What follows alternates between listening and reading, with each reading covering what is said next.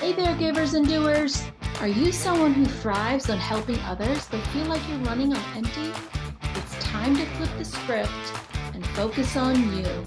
Introducing the Helpers Hour, a one-on-one coaching session designed specifically for people like you, the caregivers, volunteers, and the changemakers. In just 60 minutes, we'll recharge your energy, refocus your purpose, and reignite your joy. Together, we'll create a personalized plan to help you thrive while continuing to make a difference. Because here's the thing, when you take care of yourself, you can give back even better. So whether you're a nonprofit leader, a healthcare professional, or someone who simply loves to give, the Helpers Hour is your time to shine. Ready to reset and rediscover your spark? Book your session today at www.youarephilanthropist.com/coaching. The Helpers Hour. Recharge, refocus, and reignite your giving spirit.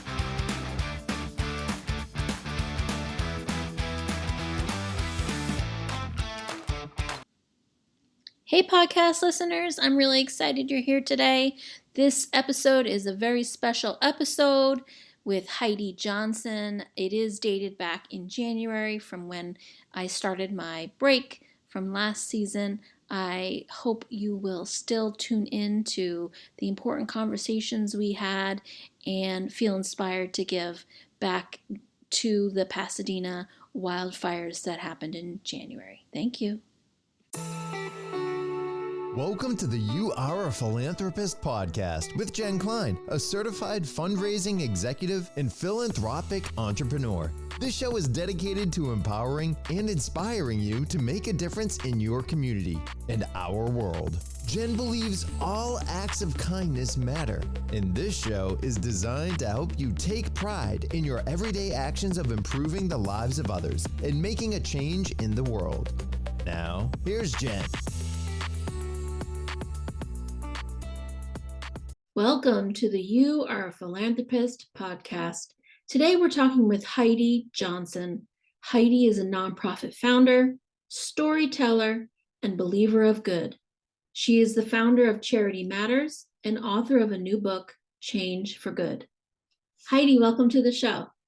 Thank you, Jenn. It's so fun to be here. Thank you for having me. I am so glad you're here. I am so glad we connected. We are kindred spirits. 100% we are. You're a sister from another mister. And I am excited to share all that you do, all that you've done. I don't even know where to get started. I'm so excited to talk today. So maybe we should go back to the founding of your nonprofit. Oh, wow. Okay. So we're gonna dial this back in the time machine and go back to 2002. Do you want me to kind of tell the story how it all happened and all of that craziness? Because I think it's important because I do believe that people don't wake up and start a nonprofit. Something happens. And I think that most of us, when we're growing up and we're little and someone says, what do you want to be when you grow up? No one ever says, I want to be a nonprofit founder. They say a million things, right? Yeah, well, I think you have such a unique perspective with Charity Matters and what you've learned through interviewing so many people who are nonprofit founders. And I love that we've learned different things since I have spoken to many nonprofit volunteers. We have different questions we ask of folks as well as different responses. Right. I often hear that people had good role models, and I know you had that too. So yeah, I do want you to go back to the beginning and share how you turn your pain into purpose. So for me, I was really, blessed to grow up with a family that modeled philanthropy and that just were givers, and it's like brushing your teeth. It's what we did. Philanthropy wasn't anything strange to me or foreign. It was something I'd always done my entire life. But then in 2002, November 2002, I received that phone call in the middle of the night that everybody warns you of and says any phone call that comes middle of the night isn't good. And that was the case for me at the time. I was a 35-year-old mom with 3 little boys, babies, and um, my parents had gone on vacation with all their best friends in Mexico, 4 couples celebrating their 60th birthdays, having the time of their life. They were so happy. And in an instant, they were hit by a bus, a huge tour bus hit them. And 3 people were killed instantly, my mother included. My dad was in a coma. Every couple lost a spouse, 3 dead and 1 brain damaged, who's still alive. And my life changed just on a dime. In an instant, everything changed so quickly, so quickly. And out of that, grief and loss and just multiple funerals, and there was just the community surrounded us in the most beautiful, incredible ways that I feel like in a lifetime I couldn't pay back if I even tried. But a year later, almost to the day of my parents' accident, which is the craziest part, I was asked to go down to Children's Hospital Los Angeles with my friend who was a Catholic priest there. And he was the only chaplain for 300,000 children. And he said, Heidi, we need help. And I can't create the helicopter. I can't be with every family before a surgery or sit with them. I can't go and visit with children and families in stress. I can't do baptisms and all of these things. We need more chaplains of more religions. There's so many faiths represented here at the hospital. And so I went down there with a group of friends and I said, I have nothing to give. I'm empty. I'm grieving. I've got nothing. And we're on a tour and we ran into this woman whose son had been in the hospital for the past month. She was a single mom and he was her only child. And she dropped him off at school and he was run over in the carpool lane. And she had no one. And he wasn't supposed to live. And Father John had greeted this woman at the helicopter and sat with her for 8 hours of surgery and gave her hope and gave her faith. And he came every single day and was her emotional lifeline for a month. And as we stood in that hospital hall, she looked at all of us and said, Father John, he's going home. He's going home on Thanksgiving Day. And that was the same day my father had come out of his coma and gone home, exactly to the day a year before. And I just felt in that moment like a calling. And so we rolled up our sleeves and we started a nonprofit that provided chaplains of all faiths at Children's Hospital. And today we have a $10 million interfaith center. Our chaplains are on medical rounds. We have 37 chaplains of some religions I don't even know the names of. And we've changed the culture of a 100-year-old hospital. And we're a national template for pediatric chaplaincy, meaning that pediatric hospitals all over the country follow our model. And out of that horrible tragedy came this beautiful legacy of faith and comfort to families. So I feel I would do anything to have my mom back, but I feel so grateful that there's such a beautiful legacy for something so horrible has turned out to be such a blessing for so many people. And that really changed my life around. That was the beginning of the major turnaround, which is, 23 years ago. Thank you for sharing your story vulnerably. And I'm so sorry again to hear about your family. And I have read your book, but I appreciate you telling it in your own voice because your book is very moving, talking about the impact your family has had on you, your faith has had on you. And I just love that you're one of the helpers out there. And We try. today you are helping your friends and family and loved ones and strangers and community with outreach for the California wildfires. Yes. Can you tell me about Charity Matters and how you use that platform to help others? Sure. So after I ran spiritual care for about 5 years as a volunteer, actively getting that nonprofit going.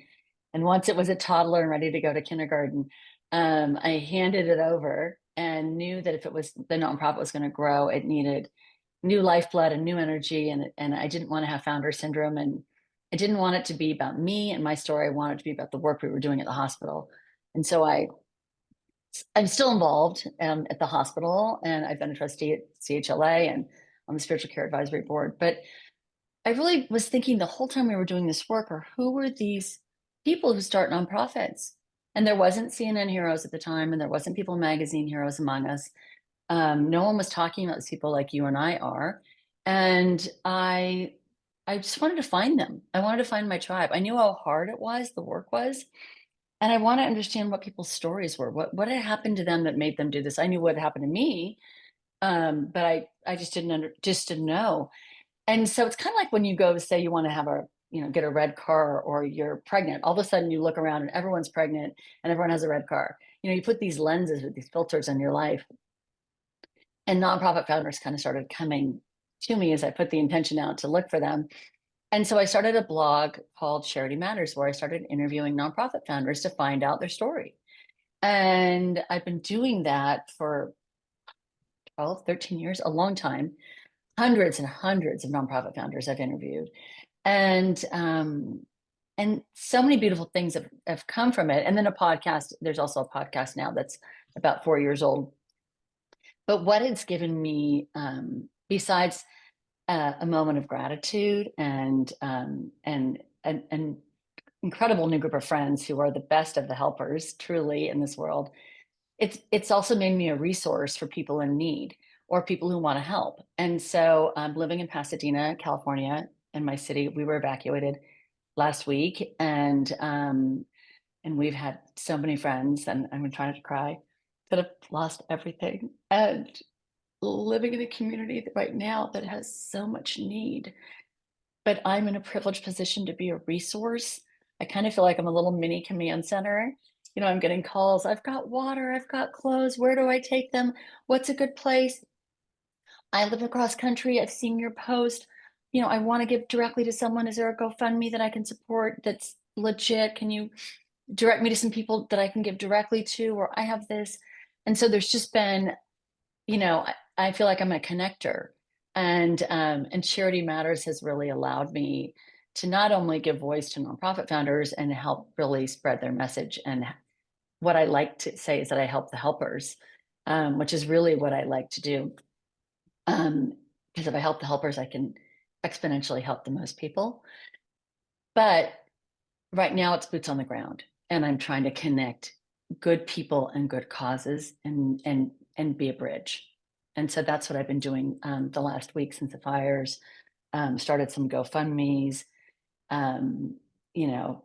all sorts of it's information is just coming and going between people, and getting information about where people can give.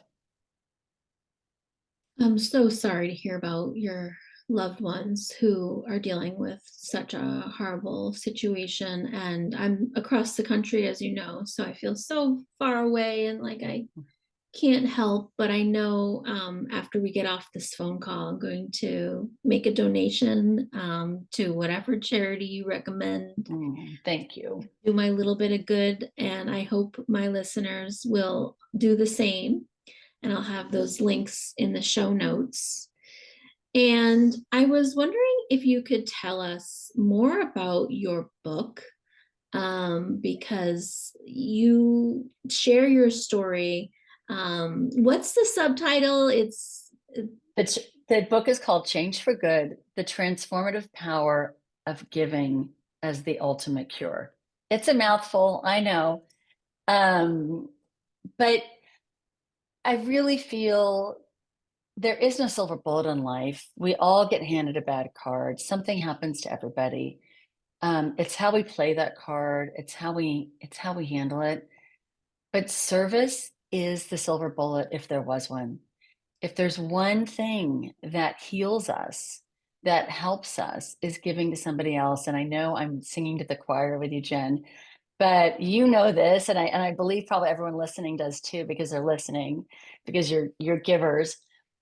But when we help people, so many things happen besides, as you talk about the helper's high, but besides just the actual physiological thing that happens, that's released in the dopamine that's released in our brain, it's the connection in the community. And I will say right now that we are seeing the best of humanity right now in Los Angeles.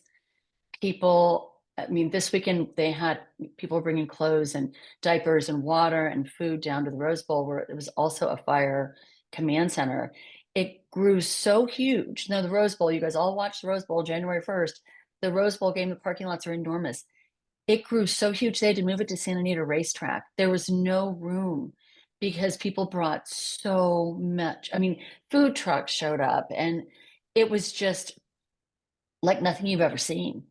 And Santa Anita, the line, I think now they're trying to do like a drive-through sort of line where it's like an hour and a half and you can just drive through and you can get clothes and toiletries and water. And I mean, it's unbelievable. It's unbelievable what's happening. Because people are just so good.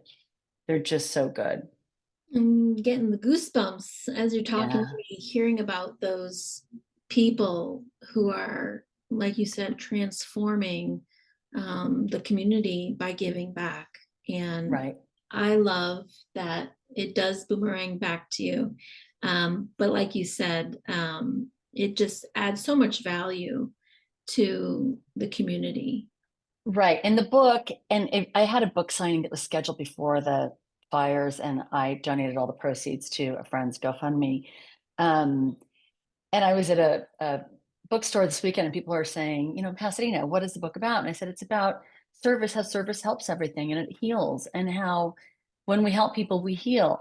And every single book I owned was sold out. They bought every book, and everyone who bought books was giving books to people who lost everything. That's And it beautiful. just, right. But it's just like, oh, but the story and the words are in the book. You read the book. I write about there is no forest without a fire. There is no forest without a fire. And there is no new city without an earthquake. And I really do believe that huge change comes in tectonic shifts. And what these families are experiencing is a tectonic shift. I wish a tectonic shift and loss on no one. I wish that on no human being. But I also want people to have hope that on the other side is something really joyful. And when you're going through hell, just keep going, which Winston Churchill famously said. And you have to get through it, and and it's a process, and it's not easy. But when you do get through it, there is something glorious waiting for you. And that's really the book. And the book is not only my story, but the stories of hundreds of nonprofit founders that I've interviewed, and the life lessons they've taught all of us about serving and giving and gratitude and joy and purpose. And they're all connected. And most of them usually start with loss. Yeah, I've only interviewed a few nonprofit founders, as you know, and you hit it right on the nail. There's something about loss and wanting to reach back and help that next person so they don't have to experience it. Exactly. Exactly. And my mother, I don't know where she heard this from, but she said to me one time, if it doesn't make you bitter, it makes you better. I like that. I've never Yeah. heard that. And I like that there's this choice we can make. There's a crossroads. And like you said, making things better helps cure ourselves. Right. And I was telling you before we hopped on, my girlfriend who lost everything, when I asked her if I could do a GoFundMe for her, she said, no, I'd like you to set up a donation or something in honor of the LA Regional Food Bank, which she's very involved with. And I said, no, no. And she goes, I have to heal too. I have to help people. It's going to heal me. And I said, but letting people help you is going to heal them. Yeah. So we're doing both. We're doing both. We did get the GoFundMe for her, and Charity Matters is doing a little fundraiser for the Los Angeles Regional Food Bank, which is a wonderful organization that distributes food to so many people and nonprofits throughout Los Angeles. So um, even she is suffering. She has lost everything she owns, and she wants to help, Yeah. right? She Because gets that's it. how good people are. She gets it. And we're seeing so much of that right now, which I have to say is the silver lining in all this loss, because people definitely have a stereotype of Los Angeles that it's celebrities and it's fancy and everyone's selfish and doing yoga and eating granola and going to the beach and all these things, which some of which we do and some of which we don't. But at the end of the day, we're people helping people like any other community, and everyone's really come together, and it's been beautiful. Wow. I can't even imagine the loss that you all are going through right now. Something I've personally never experienced. I hope I I don't never think, have yeah, to. only people who've lived in national disaster areas would probably have experienced what we're dealing with, and people in Hawaii, North Carolina, anyone who's been through hurricanes, Yeah. or tornadoes, because it's something that's in an instant, everything's gone. You wake up one morning, everything's fine, and then, you know, everything's gone. It just happened so fast. And I think something you and I both appreciate and understand is that every action makes a difference. There's a ripple effect for all the good that we're doing. 100%. And like you said, your friend can't even get a toothbrush right now. No, no, And she's nothing. yeah. And Just so nothing. we can all, I'm sure, buy, her a toothbrush.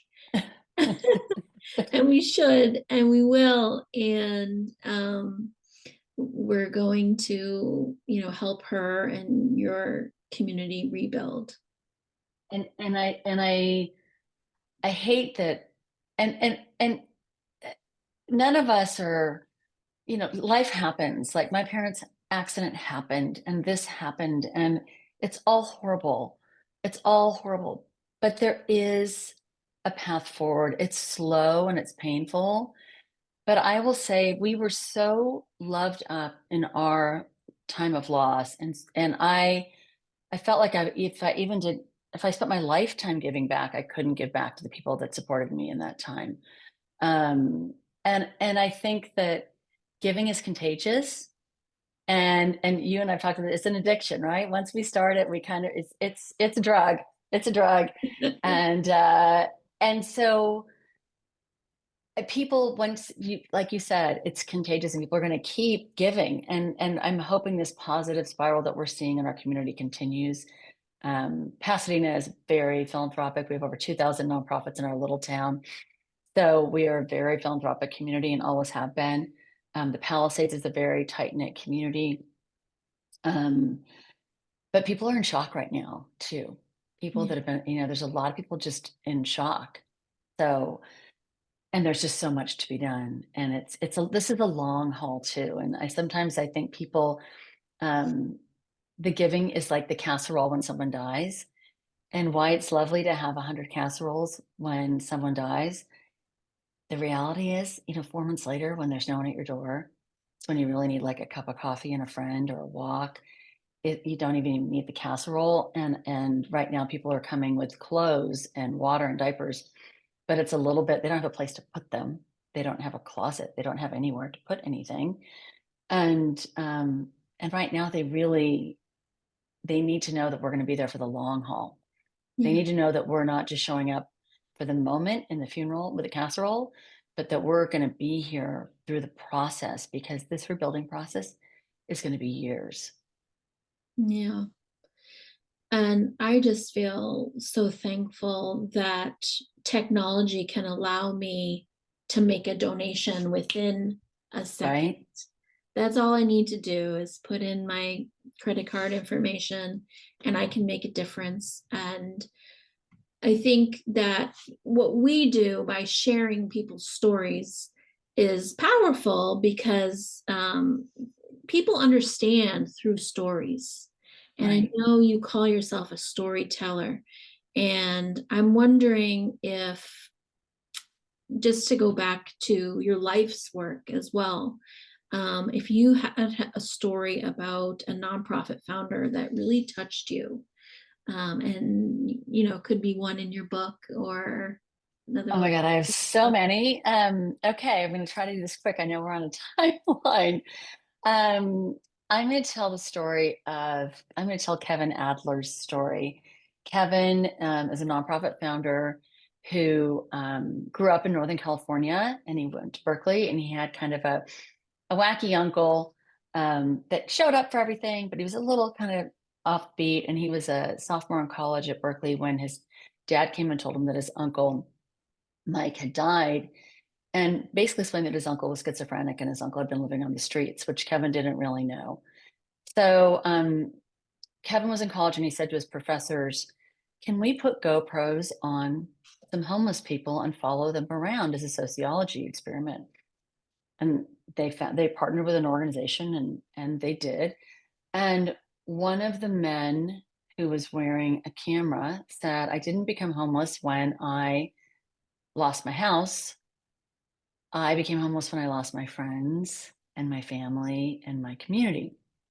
And so Kevin heard that, and it kind of haunted him. But flash forward, he graduates, he gets a job. He's in San Francisco. He's a young man in the city, and he's working. And it's around Christmas time, and it's about 10 days before Christmas. And he walks by this homeless man, or as they can now say, unhoused, who is on his corner where he lives in the city. He walks by this guy every day for a few years. And finally, it's Christmas, and he leans down and he squats down and he says, hi, I'm so embarrassed. I'm your neighbor, Kevin, and I haven't taken a moment to introduce myself. And what's your name? And he says, Joe. Joe, how long have you lived here? Oh, I don't know, 8 years or whatever. Where are you from, Joe? From a small town in Indiana. Well, really crazy little name town. He says, well, Joe, anyone you miss at home? He starts to cry, and he says, my son. And he says, well, good. Well, can we film a video for your son? So Kevin takes out his phone, and they film a video for his son. And he says, I'm going to try to track down your son, Joe. And I walk by here every day, and I'm going to let you know. He goes, okay, Kevin, thank you.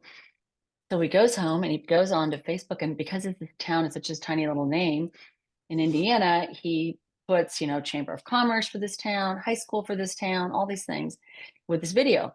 Well, all of a sudden, he's getting messages on Facebook. I went to prom with Joe. Joe used to work with me. Joe was in construction. I knew Joe in high school. I mean, all of these things are happening. Finally, he gets someone. I have Joe's sister's number. So Kevin calls Joe's sister and says, I have Joe. I know where Joe is. And he reunited Joe. Joe flew home and was with his family where he was reunited. And Kevin called the sister after Christmas in the new year and said, I'm thinking about starting an organization that reunites homeless with their families. What do you think we should call it? And she said, well, in our town, we're calling you the miracle message. It was the miracle message that I got on Christmas telling me you found my brother right before Christmas. And so I think you should call it Miracle Messages. And so that's the name of their nonprofit. And you can have a phone buddy with an unhoused person that you talk to every week, and you can nominate them to get money for housing.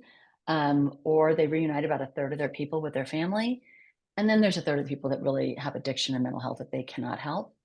But they're a beautiful organization. And I love Kevin's story, and I love Kevin's work. So I'm picking Kevin, even though I have so many favorites. Wow. That actually reminds me, we had a conversation offline. One of my season 1 podcast guests, Ron Dudley, was just helping people. He was housing insecure at the time, and he was just a kind man, selling the newspaper, the Street Sense newspaper in Washington, D.C. And I wanted to interview him because I felt like he was transforming his community just by being kind, giving a smile, saying good morning, helping himself, helping others. And I'm sad to say Ron is in a shelter at this point, and I'm going to try to help Ron with the power of my community. And so if you remember Ron from an earlier episode, please reach out to me, and I'll be reaching out to Kevin to help Ron get housing for himself. When people have a community, and I'm seeing this right now, there's hundreds of thousands of people that are displaced without a home right now. But none of them are underneath a freeway bridge. Why? Because they have friends and they have family. And their community is giving them a room, a bed, an air mattress, a sofa, whatever. When you don't have community, that's when you lose everything. It isn't about the house. And what I love about what Miracle Messages is doing is they're building community around each person.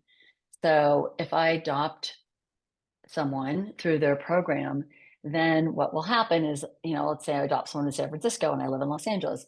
I'll say to my friend Amy, hey, Amy, will you go and see my friend, Shirley, who I've adopted? Will you bring Shirley cookies? Sure. And then Amy says to her neighbors, oh gosh, this great gal Shirley, you really could use help. Do you need any help with anything? And before you know it, Amy's friends and their friends have all built community infrastructure, social infrastructure around Shirley. And then Shirley's able to pull herself up because she now has a network of people that are supporting her. And that's what we need to do. That's how this crisis is going to end. It's about community. It's not about money and it's not about the house. It's about caring and about connection. I actually just recently heard of a nonprofit called Lasagna Love. And I like the name. Cute name. It is about giving casseroles, lasagna in particular, to people that you adopt who might be needing an extra meal on a regular basis. And I just signed up as part of my goal for 2025 to do more volunteer work. And so this month I'll be cooking a lasagna for a family in my community as needed. And I'll be doing that with my boys. So I will That's great. Send a link. This is a national nonprofit. So I will send a link in the show notes for Lasagna Love, just as another resource for folks who feel like that might be a way they would enjoy giving as well. I love that. I love that. It's all good. However you do it, there's no, I have a handful of people I run a nonprofit, a youth leadership organization as my day job. And I have people that have made comments over the years about donors, oh, I can't believe they only did this when they have this. I can't believe they went on that vacation and they only, and I have said from the moment I started a nonprofit 20 years ago, it doesn't matter to me if you're a homeless person and you give half of your cracker or your bread to your neighbor, or you're a billionaire and you give a building. I am not sitting in judgment of anybody who does anything. It's not my place to judge who gives what. Yeah. It's just to encourage people to realize that we're always better when we give and we share. Yeah. Whatever that is. Beautiful. Whatever that is. Yeah. You and I share faith, and we understand that, like you said, we are not the judge, and we don't need to be. That's just not our role. No. There's nothing good that comes out of judging. Nothing. No, we're just here to help. And I think my purpose on this planet is to be a messenger of service. And that's why I think I'm here. And just to inspire people to realize the joy that they have when they help. And it's just that simple. It's just that simple. And I think you're the same. I think we're on the same we have the same mission to inspire others to help. It's that simple. It doesn't matter if you run a nonprofit, if you write a big check, if you make a phone call to someone who's unhoused, if you smile at someone, it doesn't matter. Whatever little thing, whatever you do, it's all good.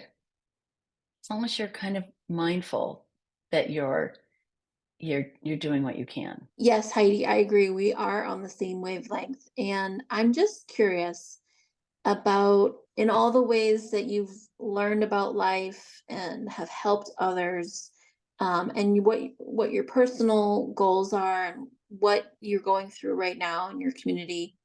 What is your vision for a better world? Oh, my vision for a better world is a world where everyone identifies the gift that they have and they learn how to give it away.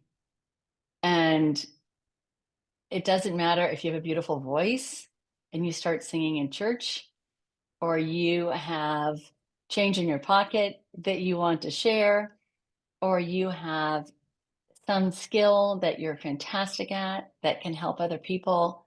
That's my vision for a better world. When people know their purpose or their gifts, they know how to use them, and when they give them away, they have gratitude and joy, and it's an upward positive spiral that changes everything. And I think if the world could figure out what their gift is and how to share it, it would be a beautiful place. That is beautiful.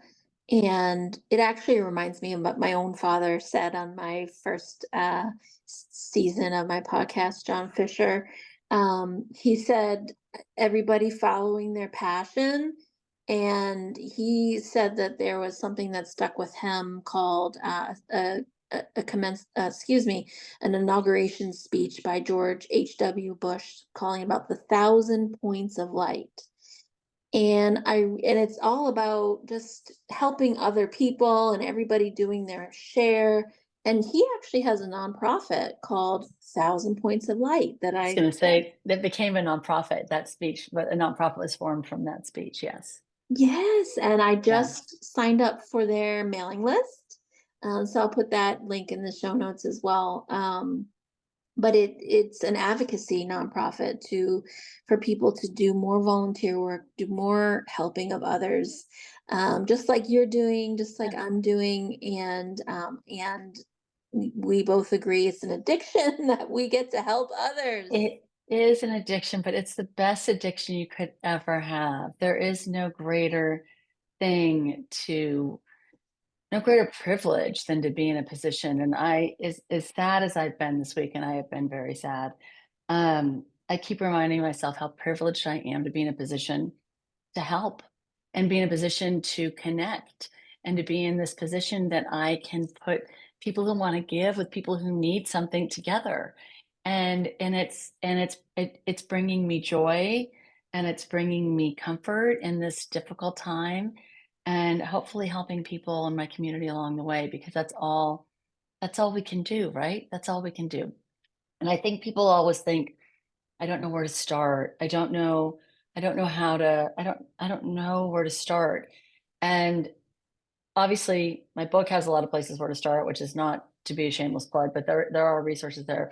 But there are great places. You can go to like catchafire.org, which is a wonderful matchmaking service that really puts high-end volunteers together with nonprofits. So you could do a marketing plan if you're in marketing, or you could do a financial analysis if you're an accountant.